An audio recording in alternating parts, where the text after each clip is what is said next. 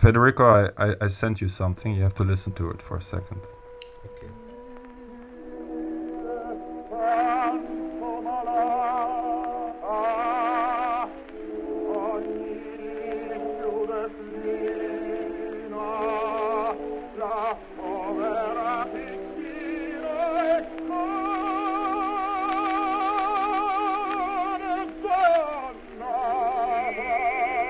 Your sister showed you this, right?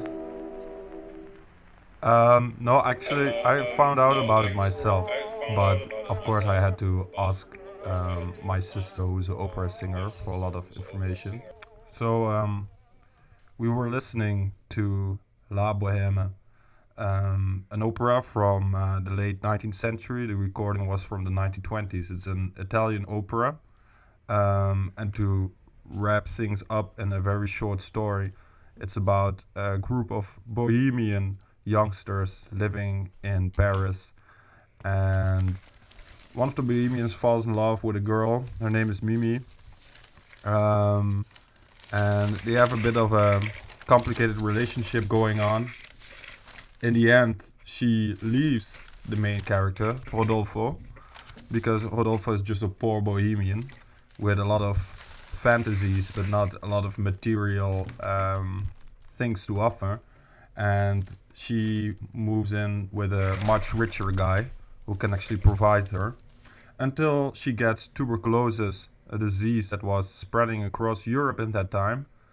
And the only one who actually can still take care of her is Rodolfo.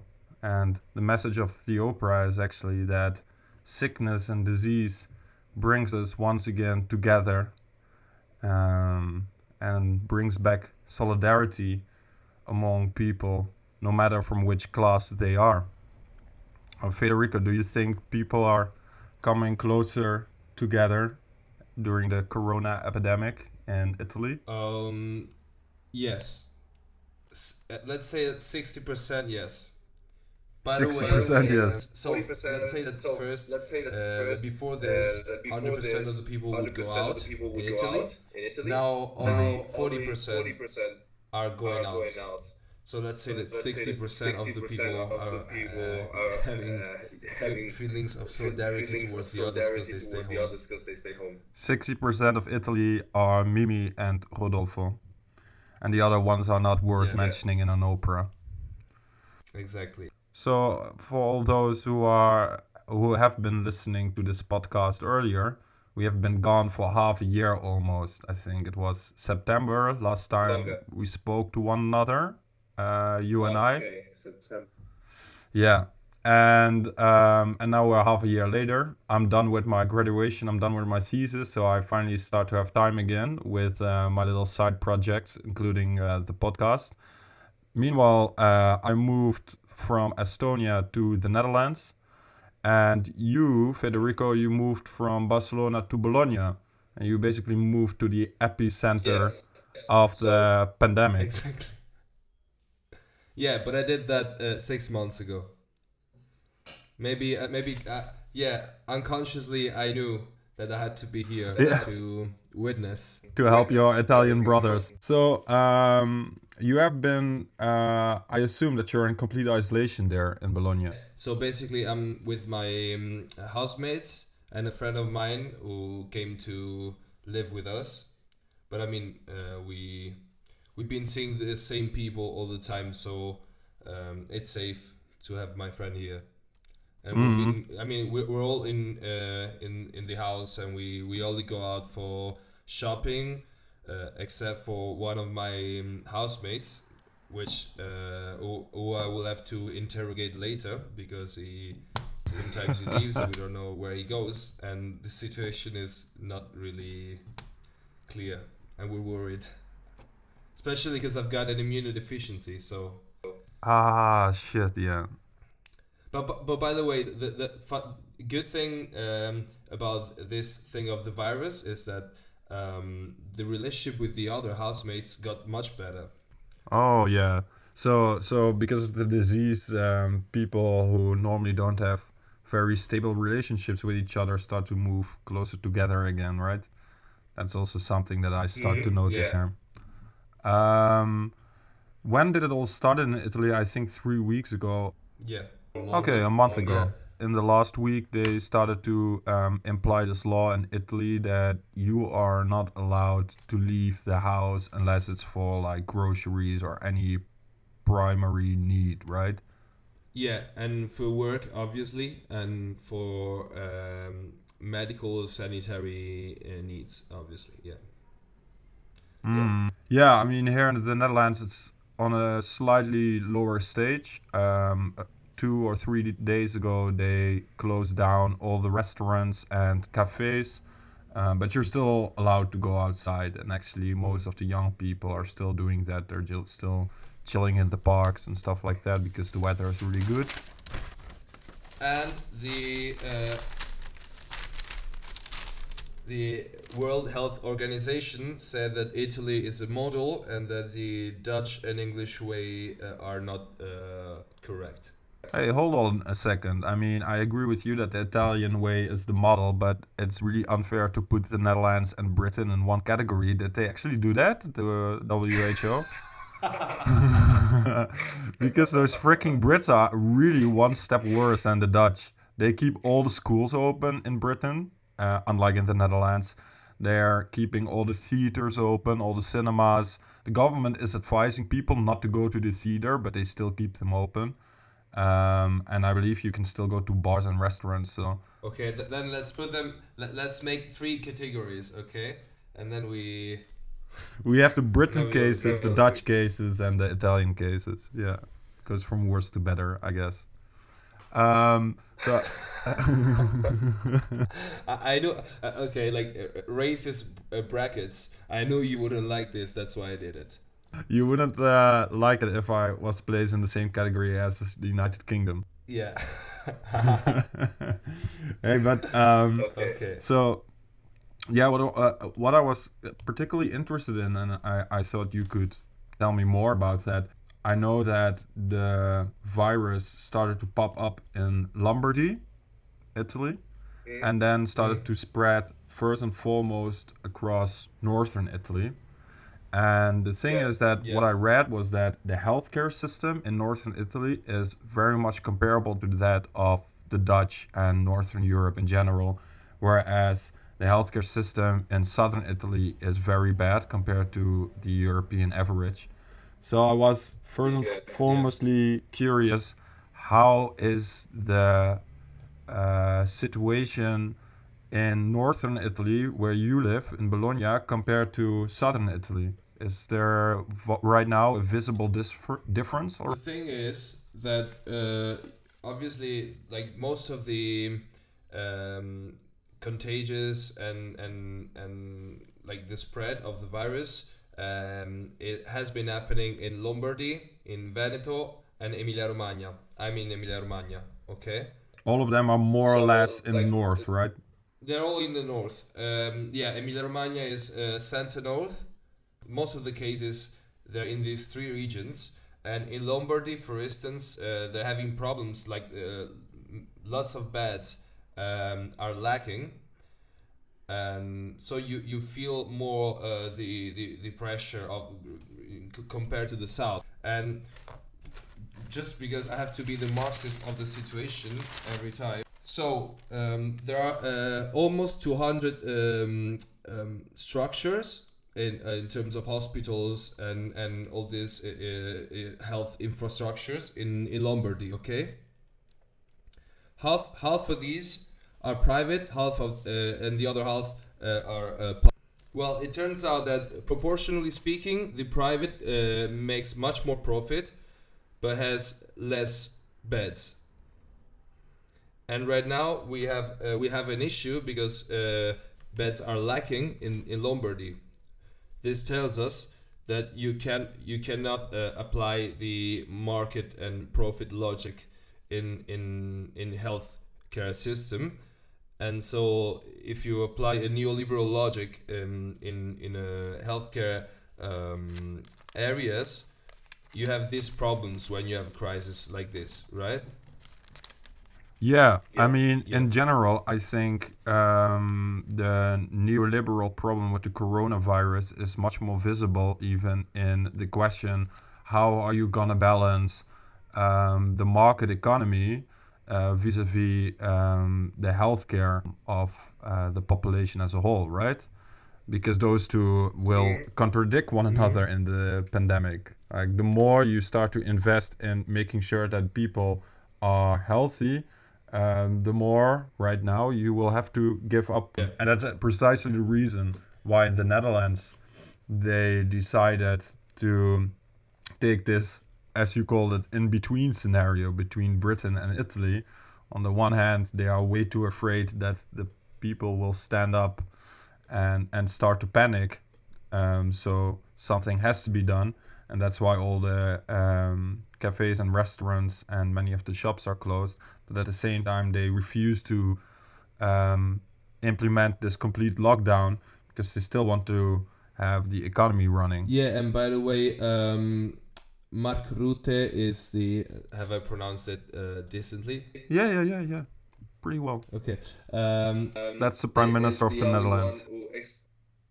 Explicitly opposed Giuseppe Conte and Macron and Sanchez request to have the European Central Bank to intervene in order to allow all the nation states to make more debt. Just a second. I want to interfere for a second to put it in clearer terms because Sure. not everyone knows who all these people are. The Dutch Prime Minister, Mark Rutte, opposed the idea of the French President, the Italian Prime Minister, and the Spanish Prime Minister to allow countries to create more state debt. How is this related to Corona? Yeah, because the thing is that all the production is kind of frozen right now because most of the activities have to be shut down. This means that the economy, like medium term and long term, will go into a crisis because, for example, the Italian economy lives of small and medium companies, which will risk. Like to if they go down now, they risk of having no money anymore and stuff. And so obviously the state has to intervene. So basically they have to go to make debt in order to have money to give to all the companies, to the workers, not to make them to fail, right? But Yeah. the thing is that with the kind of debt that Italy has, we don't have the credibility to ask for so many money that we need in order to. So let's put it. I understand that the way I'm talking is too complicated. So let's say this: we need the European Central Bank to intervene, to put money in order to help us make debt. And we need this debt, otherwise our economies will crush. This is very simple. Now the Italy, Spain, and France are asking for this kind of strong intervention, and Germany is kind of ambiguous, and the Netherlands is clearly opposing itself. Yeah, I think also Germany is right now really scared of being shown as once again the bad guy towards the south, right? So I can completely imagine why Germany is starting to become more ambiguous on these subjects, whereas in recent history they have always been very clear in opposing the increase of state debt, and the Netherlands can always take a much tougher line in these things. And for example, let's say like right now, you can imagine that if many so there are many Italian companies who provide with lots of material to German companies who make cars, and if we stop production and then we go into crisis, from whom will they get this kind of materials to make cars? Yeah, Like our economies are strongly interconnected. and this is also I just thought of another reason why the Netherlands might be the most skeptical member state in this sense. I read yesterday in the New York Times that there are only 4 countries across the entire world that actually have the financial buffer to keep things going in a long-term pandemic.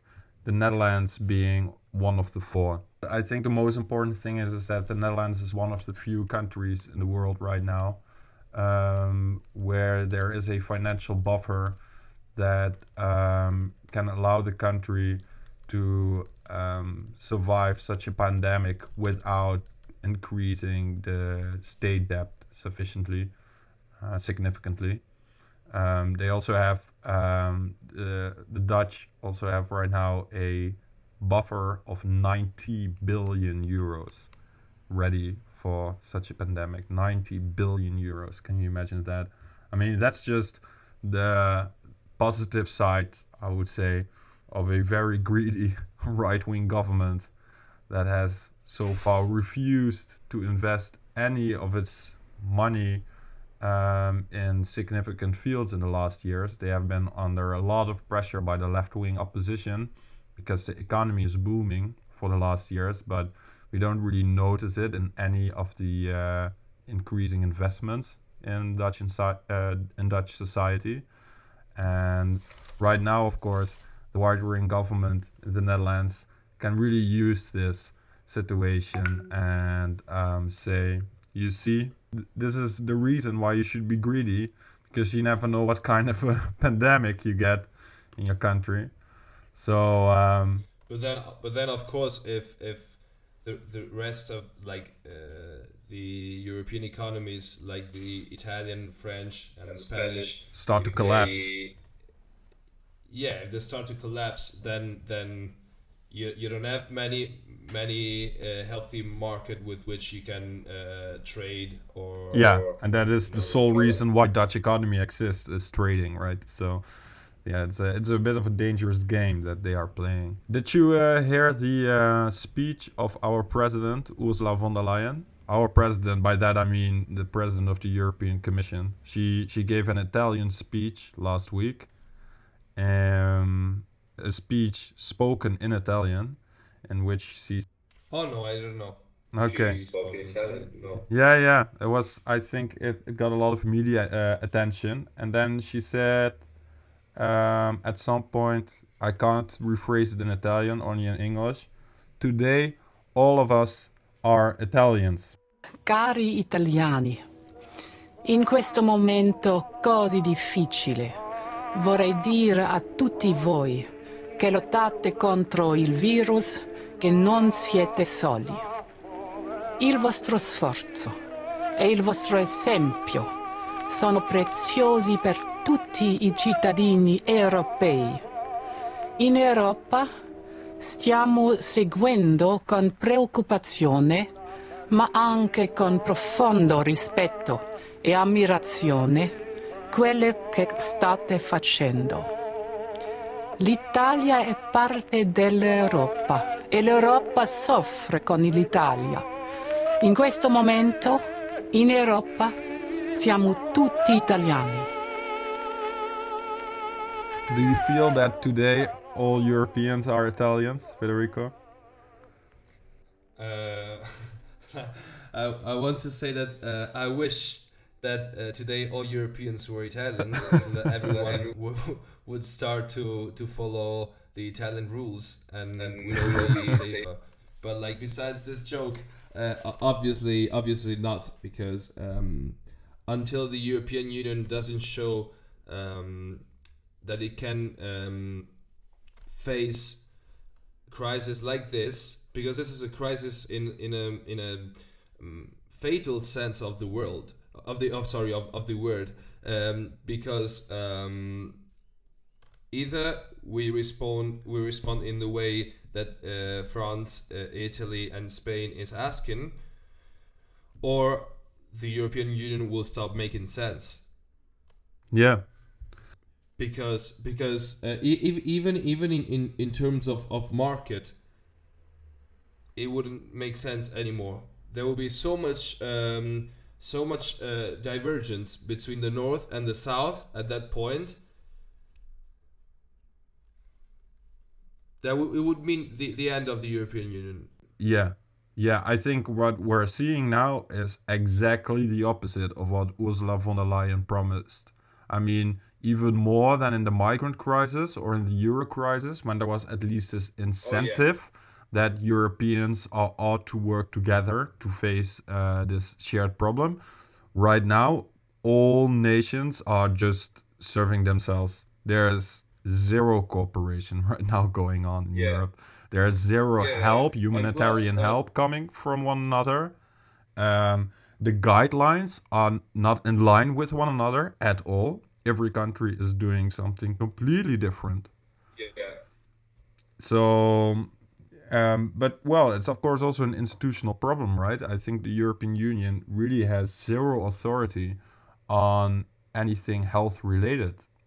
And this is also a bit of a mistake that the European Union made when they were writing the Lisbon Treaty. They didn't think of the possibility that Europe would undergo a pan-European epidemic and that the European Union is ought to do something in such a crisis. Yeah, but you see how this is an opportunity to see this, and obviously European integration can run through different levels. And if we start with for example, creating now new European like coronavirus bonds or whatever, in order to help the different nation states, then there will be further European integration, so further space also to say next, okay, we also need to coordinate ourselves on the health level. But if you don't first do the first financial step, then you don't have the credibility and the political space to do it. By the way, there is a way out for southern countries, and with southern I include now France, even though it's not true, but it is the European Stability Mechanism, which would obviously solve the situation on the one hand by fixing the consequences of frozen economies right now, but in turn it would ask strong austerity cuts and measures. But and of course this would be like saying, okay, I save your hand, but then I cut your other arm. Technically speaking, that would be a way out, but it wouldn't be substantially fair. And Yeah. so that's why we have a problem.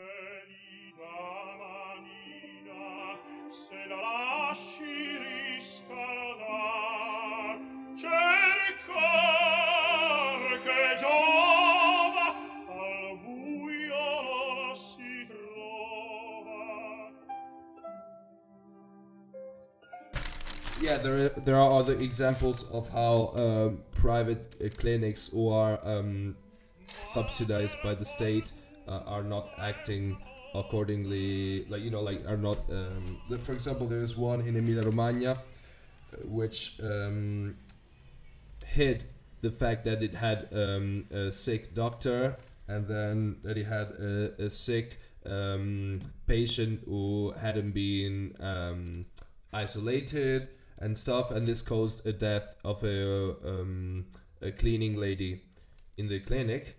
And this clinic is So is this because the private hospitals have like less tough guidelines than the public ones in Italy? Well, it's the thing is that they receive money from the state. It's a private clinic that receives money from the state, and obviously if you have a scandal, like let's say for example they had this doctor who had been sick.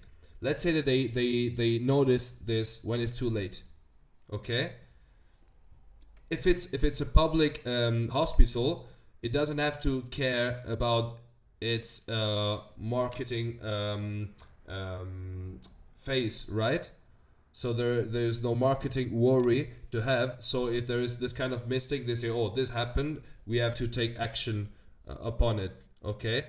But if you're a private clinic and this happens, you're afraid you won't receive money from the state. You're afraid that your private clients, customers, will not come to you. you also, yeah, exactly. You also want to attract more customers or patients. Yeah, I yeah. mean, that's the whole You problem, see right? why? That patients and customers are basically synonyms of one another in a private Yeah, hospital. yeah. So you will Yeah. be So you. you will be worried with branding, with PR, with advertising, and then of course you will not be completely transparent. Is that one of the reasons why the crisis erupted in Italy so quickly because of private hospitals? Because I don't think we have many actually in the Netherlands. Many private hospitals, that is. Um, I'm not sure you don't have many, but no, I don't think that's the reason why it happened in Italy like this. I think it's just accidental. And it's also because of old people, right? I mean, Italy has Oh yeah, yeah, yeah. the largest group of True. elderly of all of Europe. So Yeah, yeah, yeah, true. For example, like a difference with South Korea, like for South Korea, it has been much easier to contain the spread of the virus because they have many more young people than Italy. Italy, like the demographics are strikingly divergent. We have many more they're old quite the people. opposite of South Korea, yeah. I mean, Yeah. in South Korea was easier because like most of the sick people were young women. Yeah, yeah, yeah. And I mean, in general, that's in general a problem of Europe, right? Europe as a whole has a much bigger elderly percentage Yeah. of the population Yeah. than most other parts of the world. Yeah, and to yeah. Just a second, just to keep it in mind what you want to say, because just to explain to everyone, the reason why having more elderly people is helps to have more to spread the virus is that usually young people are asymptomatic, so they don't have symptoms, while old people do. Plus, young people, if they get sick, they can stay in self isolation, while old people, if they get sick, they need care. So they might spread the virus themselves, even when they get they're found positive. So there are many reasons why elderly people are they cause more spread of the virus. More vulnerable. Also, another problem is that all old people are extremely scared, obviously, of this situation, that they stop asking for assistance, care, and also for like their the normal diseases that they have or that they can get or that they get now. They don't go check them. They don't go cure them. They don't go to the hospital. They don't call their doctors. And when doctors show to the door, some of them they refuse to open the door and stuff. So they're all scared. Like there are witnesses of some doctors who said, "Today I had no patients. I had no patients." Like like at the emergency rooms empty. For me, like a good solution would be to have more controls in the street from the police, just to ask you where you're going and stuff. But at the same time, you need to give people motivation to stay home. So, for example, I don't know, like give more protection to people that deliver goods, because otherwise, right? Because these people have been treated very badly. Like they don't have protections, they have to work extra hours and blah blah blah. So, for example, yeah, this is one solution. So instead of checking everyone mobiles, you just give more incentive to people to stay home by sending more deliveries, by organizing state provided food deliveries to everyone or whatever, just to say, okay. So wait a second. Do they actually check your mobile phones? Is that what you're saying? Are they checking mobile phones of Yeah, no, citizens? they're doing it in Lombardy, and we don't know whether they're doing it in the whole of Italy. Yeah. Okay. So they said it explicitly. This is worrying, but like but then we have to think of a solution not to do this. And one solution Yeah, is you that have to come up with a more civil make people alternative. Yeah. So like you can deliver stuff to people's homes, but then you have to do it in a safe way for the worker and for the customer. And this is not happening, for example, with Amazon.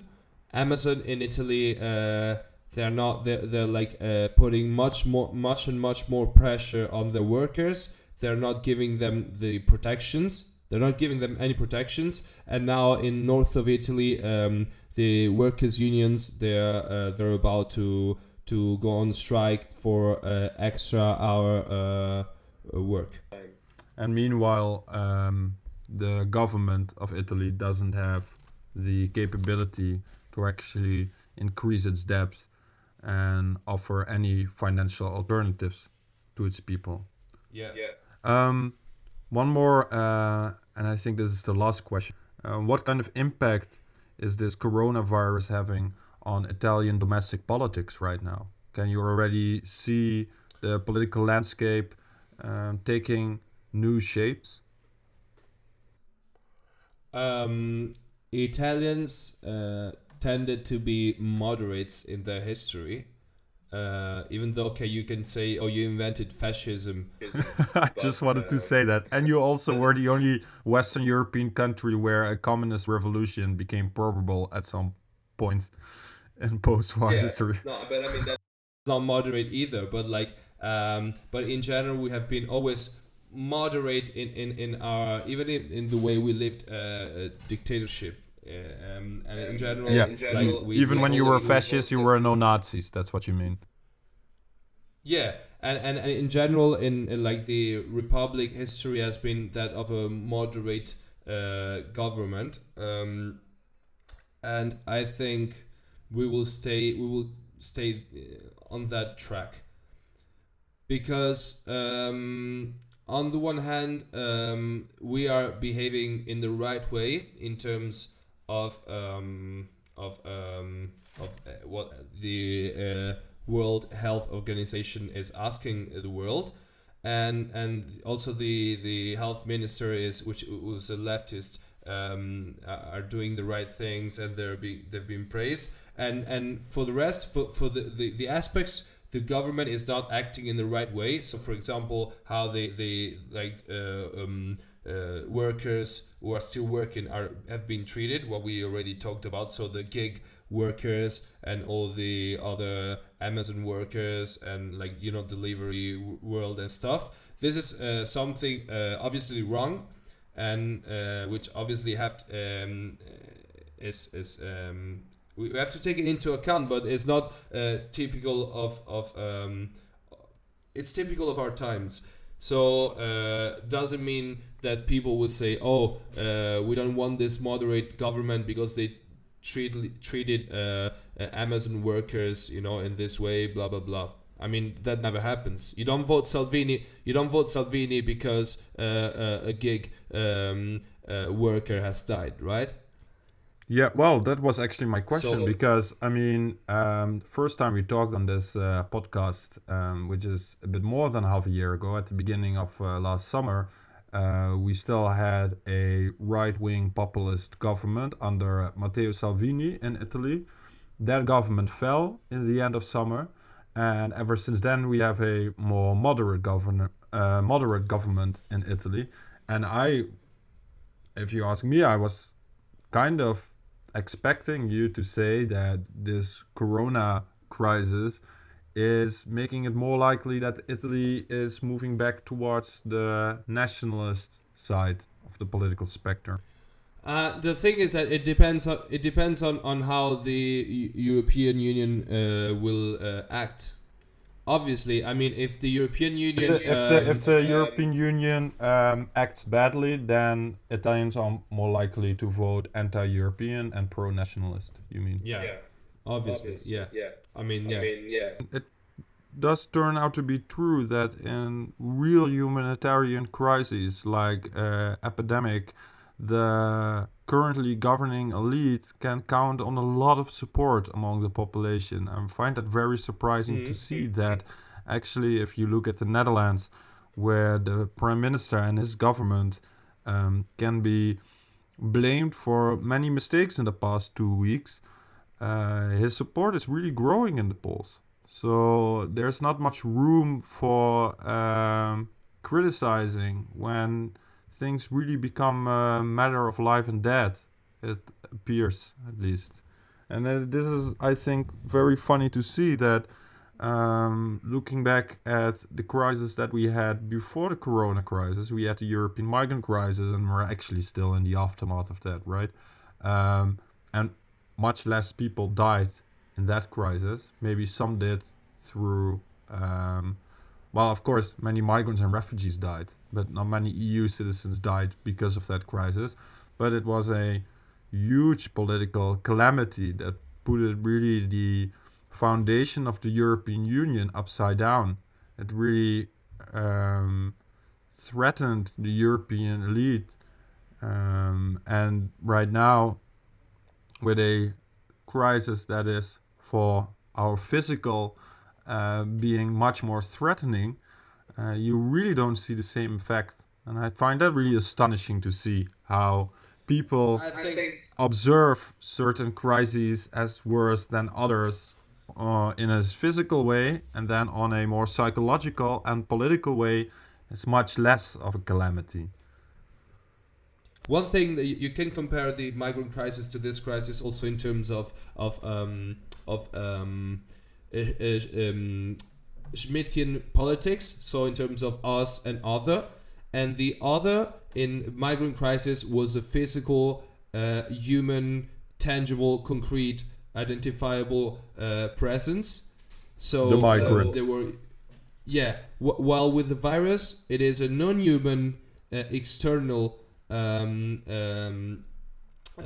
presence, and so the us and them which is created is different. So in terms of us and them politics, obviously Salvini had he could point to the migrants and say this is the them, and Trump himself said it. Trump said, for example, the world is at war with an enemy, an external enemy, which is the virus. So the us is the whole society. So that means this is a moderate way of putting political discourse. Yeah.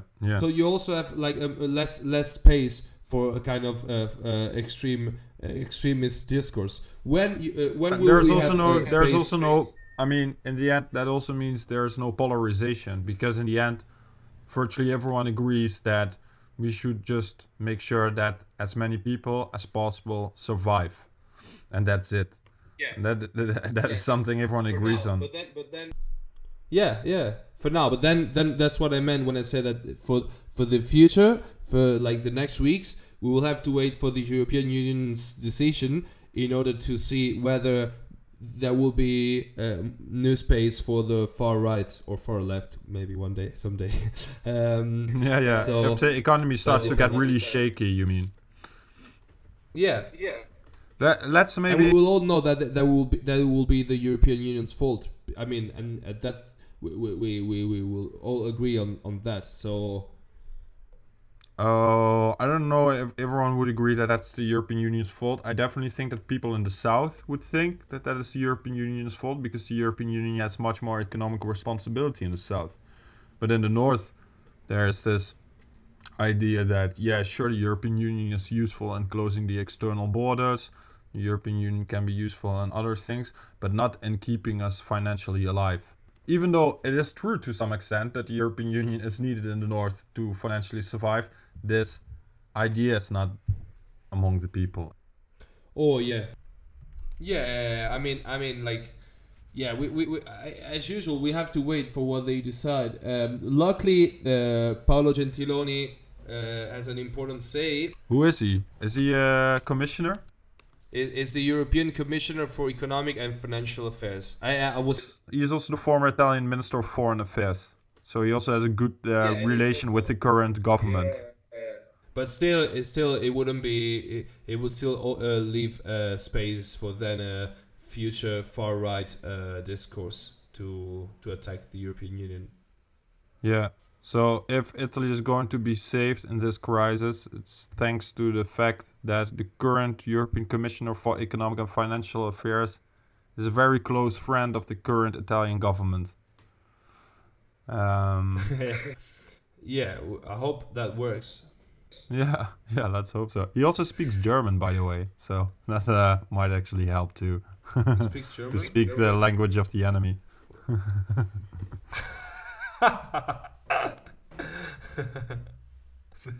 Oh yeah, he speaks fluent English, French, and German. Wow, man. Yeah, Wow, man. and hopefully Italian too. I saw him live. He's pretty tall. What? He's pretty tall as well. So Taller than the Dutch? That's good when you talk with Germans. Yeah, and Dutch people particularly. Rutte is very, very tall. Wow. Our prime minister. Can I actually find how tall he is? Your former prime minister, Gentiloni. he's 1 meter and 77, and he's 65. Oh, that's pretty tall for an Italian. That's true. You know how tall Mark Rutte is? 1 meter and 93 centimeters. No, man. So you better watch out. Wow, that's so tall, man. Man, Gerd Wilders is 1 meter and 95. Exactly. Our far right leader is 195. That's crazy. Man. He's like this, you know, Game of Thrones giant. He's a monster.